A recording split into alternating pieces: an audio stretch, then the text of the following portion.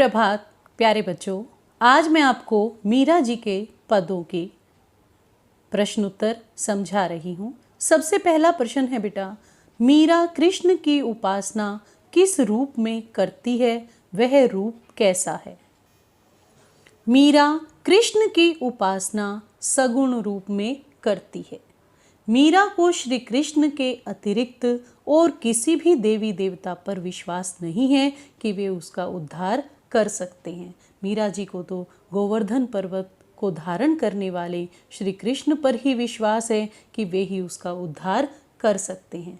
मीरा जी कहती हैं कि जिसके सिर पर मोर के पंख का मुकुट है वही उसके पति हैं, वही उन्हें ही वह अपना पति मानती है जिसके सिर पर मोर के पंख का मुकुट है। मीरा जी ने श्री कृष्ण की भक्ति के लिए अपने कुल की मान मर्यादा को भी त्याग दिया था। मीरा जी ने श्री कृष्ण की भक्ति को प्राप्त करने के लिए अनेक कष्टों को सहन किया। वह आत्मा और परमात्मा के प्रेम की बात करती है, आत्मा परमात्मा के मिलन की बात करती है, लेकिन संसार के लोग उसके प्रेम को सांसारिक मानते हैं। इसके बाद बेटा दूसरा प्रश्न यहाँ पर भाव व शिल्प सौंदर्य स्पष्ट करने के लिए बताया गया है कि भाव व शिल्प सौंदर्य स्पष्ट कीजिए। अब इसमें दो प्रश्न दिए हैं। पहला है, असुवन जल सींची सींची प्रेम बेली बोई, अब ते बेली फैल गई आनंद फल होई।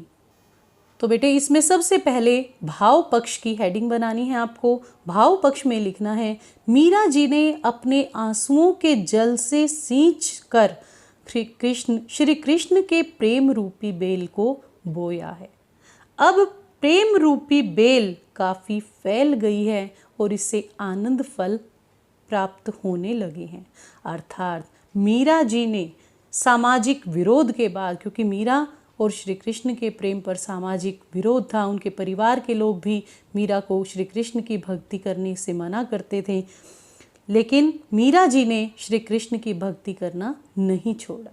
वे श्री कृष्ण भक्ति में इतनी लीन हो गई कि अब उनको असीम आनंद की प्राप्ति होने लगी है। इसके बाद आप शिल्प पक्ष की हेडिंग बनाएंगे और उसमें लिखेंगे, मीरा जी ने इन पंक्तियों में राजस्थानी मिश्रित ब्रजभाषा का प्रयोग किया है। प्रेम बेली रूपक अलंकार, सींची सींची पुनरुक्ति प्रकाश अलंकार, अनुप्रास अलंकार, इन अलंकारों का यहाँ पर प्रयोग किया गया है। संगीतात्मकता का गुण विद्यमान है, प्रसाद गुण विद्यमान है, पद छंद का प्रयोग हुआ है। इसके बाद बेटा यहाँ दूसरा प्रश्न है, दूध की मथनिया बड़े प्रेम से बिलोई, दधी मथी धृत काढ़ी लियो डारी दई छोई। इसमें भी इसी प्रकार से पहले भाव पक्ष की हेडिंग बनानी है, फिर शिल्प पक्ष की हेडिंग बनानी है। तो इसमें सबसे पहले आप भाव पक्ष की हेडिंग बनाएंगे। तो भाव पक्ष में आप लिखेंगे, जिस प्रकार दूध की मथनिया में दही को मथ करके पहले दही को प्रेम पूर्वक बिलोया जाता है, दही को मथा जाता है, दही को मथने के बाद उसमें से मक्खन निकाल लिया जाता है, डारी दही छोई, और उसमें छाछ को छोड़ दिया जाता है, उसी प्रकार मीरा जी ने अपने आप को, अपनी भक्ति को मथ करके, अपने आप को मथ करके श्री कृष्ण की भक्ति रूपी मक्खन को निकाल लिया है और शेष बुराइयों को छोड़ दिया है। ये तो बेटे इसमें भाव पक्ष आ जाएगा। उसके बाद कला पक्ष या शिल्प पक्ष। शिल्प पक्ष में आप लिखेंगे, इसमें प्रसाद गुण विद्यमान है। दूसरा, अनुप्रास और रूपक अलंकार का, अनुप्रास और रूपक अलंकारों का स्वाभाविक प्रयोग हुआ है। भाषा राजस्थानी मिश्रित ब्रज भाषा विद्यमान है इसमें। इसके बाद बेटा तीसरा प्रश्न, लोग मीरा को बावरी क्यों कहते हैं? मीरा जी विवाहित होने के बाद भी श्री कृष्ण जी से प्रेम करती है।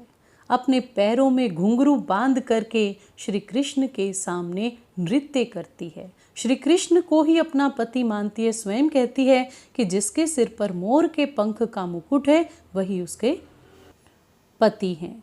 अपने कुल की मान मर्यादा की भी परवाह नहीं करती, साधु संतों के पास बैठ बैठकर ज्ञान प्राप्त करती है, श्री कृष्ण के भजन पर नृत्य करने लगती है। यही नहीं, लोगों में जो उनके राजघराने का मान सम्मान था, वह राजघराने का मान सम्मान भी समाप्त कर देती है, क्योंकि साधु संतों के पास वे जाकर बैठती थी। ये उनके परिवार वालों को अच्छा नहीं लगता था, इसीलिए लोग मीरा को बावरी कहते हैं। तो बेटे ये प्रश्न आपको समझ आ गया होगा। इसके बाद अगला प्रश्न है, विष का प्याला राणा भेजा, पीवत मीरा हांसी। इसमें क्या व्यंग्य छिपा है? मीरा जी श्री कृष्ण से प्रेम करती थी, लेकिन उनके परिवार के लोगों को ये बात पसंद नहीं थी। इसलिए राणा जी ने मीरा को मारने के लिए जहर का प्याला भेजा, लेकिन मीरा जी ने श्री कृष्ण के प्रेम के भरोसे, श्री कृष्ण के भरोसे उस जहर के प्याले को हंसते हंसते पी लिया, और उस जहर का प्रभाव मीरा जी के ऊपर नहीं हुआ। कहा भी गया है बेटा, जाको राखे साइया मार सके ना कोई। मीरा जी ने श्री कृष्ण के भरोसे, उनकी भक्ति के भरोसे जहर के प्याले को पिया था, तो मीरा जी की रक्षा भी श्री कृष्ण ने ही की थी। लेकिन मोह माया में फंसे हुए लोग श्री कृष्ण के प्रेम को नहीं पहचानते। वे श्री कृष्ण और मीरा के प्रेम को सांसारिक प्रेम समझते हैं, लेकिन मीरा जी जो भक्ति करती थी, वह शरीर के नष्ट हो जाने से भी उनकी भक्ति नष्ट नहीं होगी। वो ऐसी सहज अविनाशी भक्ति में लीन रहती थी। लेकिन ईश्वर का प्रेम तो अनश्वर होता है, और श्री कृष्ण जी ने मीरा की भक्ति की लाज रखी। जो लोग निर्भय होकर भगवान की भक्ति करते हैं और सब कुछ उन्हीं के ऊपर छोड़ देते हैं, उन्हें प्रभु सहज रूप से प्राप्त हो जाते हैं। इसके बाद बेटा अगला प्रश्न, मीरा जगत को देखकर रोती क्यों है? मीरा इस संसार के लोगों को देखकर इसलिए रोती थी क्योंकि जो लोग श्री कृष्ण के भक्तों के मार्ग में, उनकी भक्ति के मार्ग में बाधाएं उत्पन्न करते हैं, उनका उद्धार कैसे होगा? जो भगवान की भक्ति में लीन है, उनका उद्धार तो भगवान स्वयं कर देंगे, लेकिन जो भगवान के भक्तों के मार्ग में बाधाएं उत्पन्न करते हैं, उनका उद्धार कैसे होगा? यही सोचकर, यही देखकर, उन लोगों को देख करके मीरा जी रोती हैं। तो बेटे इसी के साथ मीरा के पदों के प्रश्न उत्तर समाप्त हुए। धन्यवाद।